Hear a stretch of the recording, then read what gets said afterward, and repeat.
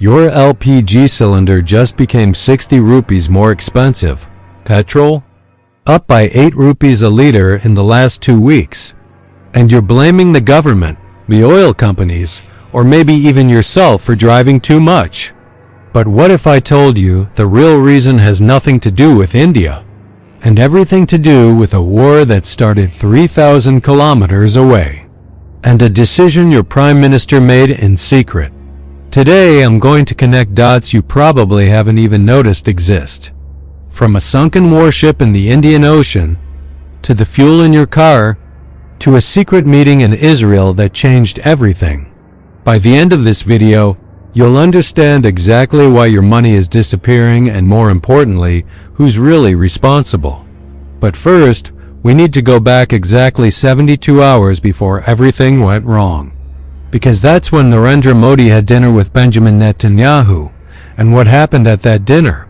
Well, let's just say Iran is still counting its dead. March 4th, 2026. The Indian Ocean.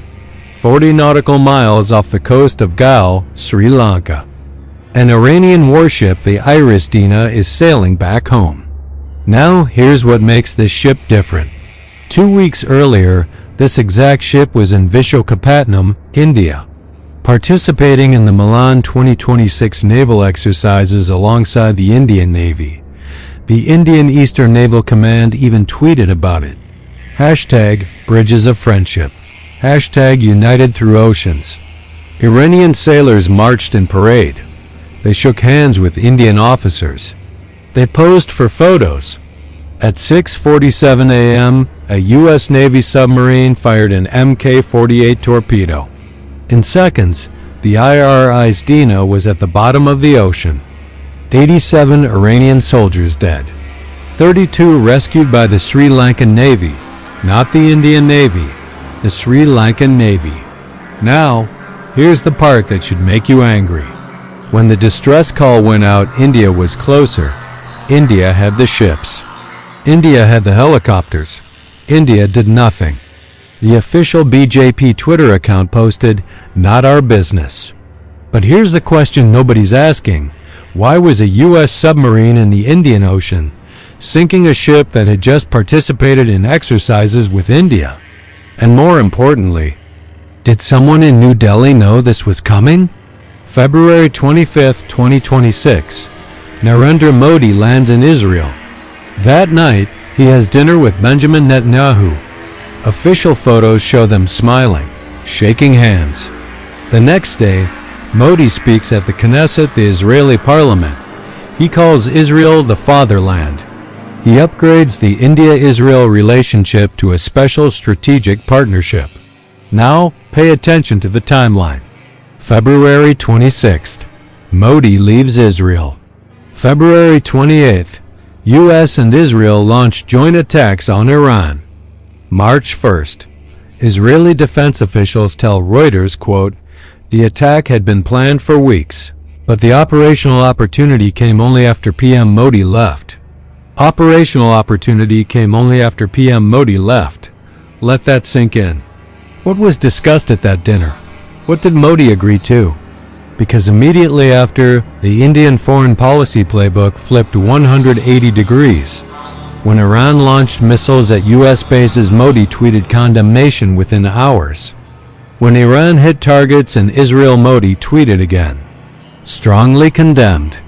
But when the U.S. and Israel killed over 1,000 Iranians, including school children, when they assassinated Ayatollah Khamenei, Modi's Twitter went silent. In fact, the only person who thanked Modi publicly after all this? Benjamin Netanyahu. Thank you, Prime Minister Modi, for your support. Support for what, Mr. Modi? What exactly did you support? Let me show you what strategic autonomy looks like. 1979, Soviet Union invades Afghanistan. Indira Gandhi, whose party you love to hate, goes on record. She says India cannot appreciate this. She condemns intervention publicly. Even though the Soviet Union was India's closest ally, 2003, U.S. invades Iraq. Atal Bihari Vajpayee refuses to send 20,000 soldiers. unanimously condemns the war. 2011, U.S. invades Libya. Manmohan Singh speaks at the UN. He condemns Western intervention. The hall erupts in applause.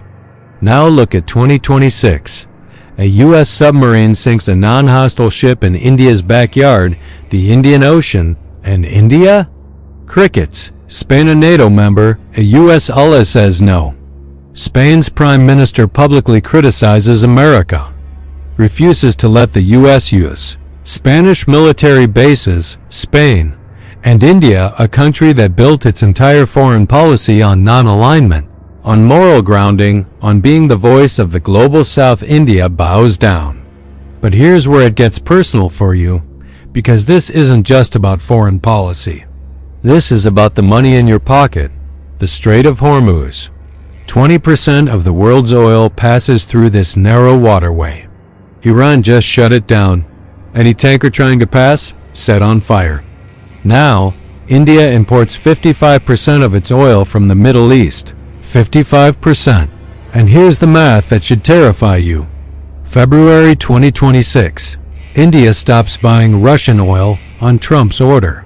The U.S. Treasury Secretary later confirms the Indians have been very good actors. We asked them to stop buying sanctioned Russian oil. They did. Very good actors, like trained SEALs. March 2026. Strait of Hormuz closed. Middle East oil supply disrupted. Result? India now has 25 days of oil reserves. The government can't even keep its story straight. In February, Minister Hardeep Puri said 74 days. Now it's 25. Which one is true? Neither, probably. And then this actually happened. The U.S. issued a statement giving India permission to buy Russian oil for 30 days. Quote, "We have given them permission to accept Russian oil to ease the temporary gap." Read that again. Permission. A sovereign country of 1.4 billion people. A nuclear power. The so-called leader of the global South needs permission from Washington to buy oil from another country. Your LPG cylinder, up 60 rupees. Your petrol, up 8 rupees per liter. And it's just beginning. Now opposition leaders are saying things in Parliament. Rahul Gandhi stood up and asked, will the United States now decide who we buy oil from? Will they decide? Our PM won't decide? But here's the question nobody in mainstream media is asking. Why? Why is Modi doing this? Why abandon 75 years of foreign policy? Why become a puppet? Some say it's Adani. Gautam Adani, Modi's friend, is facing massive corruption charges in the U.S. Indictments waiting to drop. The theory? Trump is holding it over Modi's head. Do what I say, or your friend goes down. Our PM works for only one person, Adani. He's killed small businesses.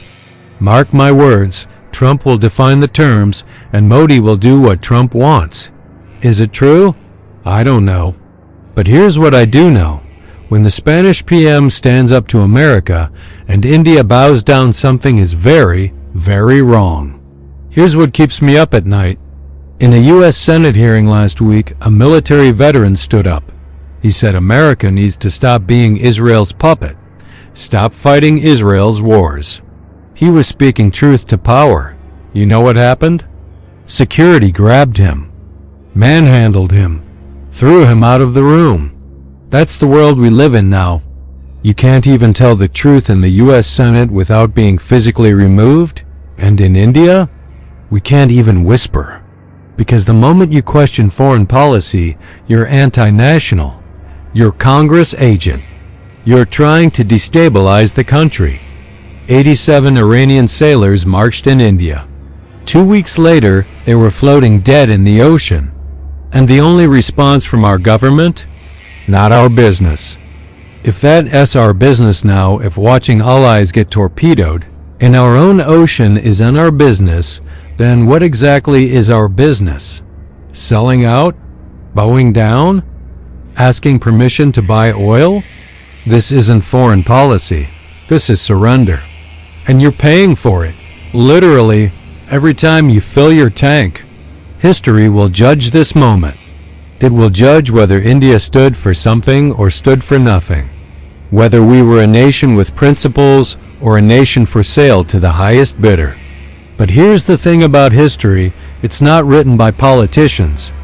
It's written by people who pay attention. People who connect dots. People who refuse to look away.